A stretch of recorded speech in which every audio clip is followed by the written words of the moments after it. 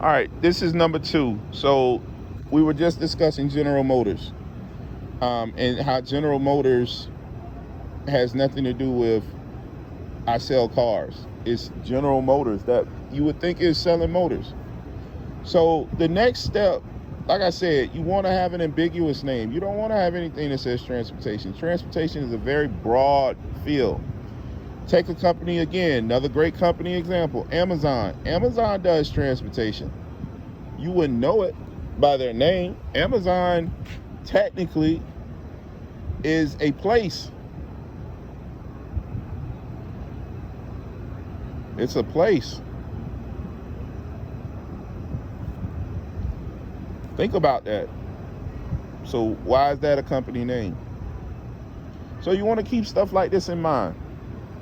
The next step I would take is when you're creating your website or setting up your website, again, I would suggest that you check out what truly describes the service you're providing. And again, you want to niche down.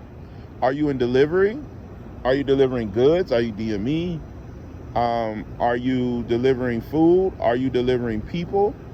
And you want to focus on that when you're setting up your company profile.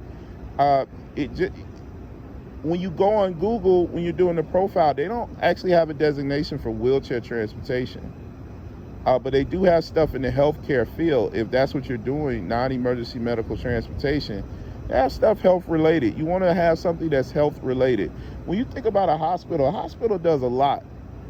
It doesn't just do one specific thing. A hospital does quite a few things. You can go to a hospital and enjoy hospital food. A lot of places it isn't good hospital food. That being said, there's a hospital here. They make the best sushi. It's a little ways out, but they make the best sushi. Y'all know I'm gonna give you a food reference. But my point is, hospitals do a lot. They you can't designate one thing for a hospital. They have a lot of different services. You want to think about that when you're structuring and setting up your company. If you're working for Uber and Lyft, are you doing DoorDash? Are you doing Amazon delivery? Are you shipping stuff, picking up, packages? What are you doing? So you want to think about that when you're setting up your company, you're creating a profile, you're creating a web page. When insurance companies look you up, they immediately go Google you nowadays, and they want to check out your website. And y'all quick to volunteer your website information to them. If all they see that you do is transportation, again, that's broad. You want to niche down. What does your company specifically do, and focus on that. The other part is when you're getting contracts and when you're working with people, again, your area is very important.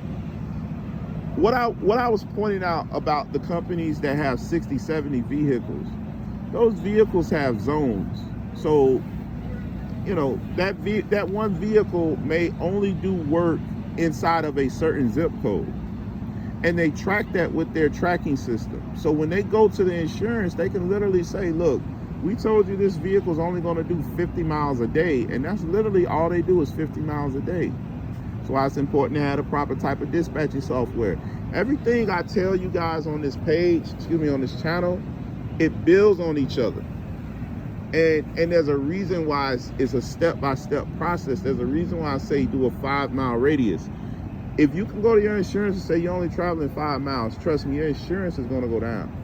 But if you're all over the city doing trips any and everywhere, which you shouldn't be, but if you're all over the city doing trips anywhere you can find them, then yeah, your insurance is going to be a lot higher. So those are little small details that you should be able to give your insurance company that can help you with how things are.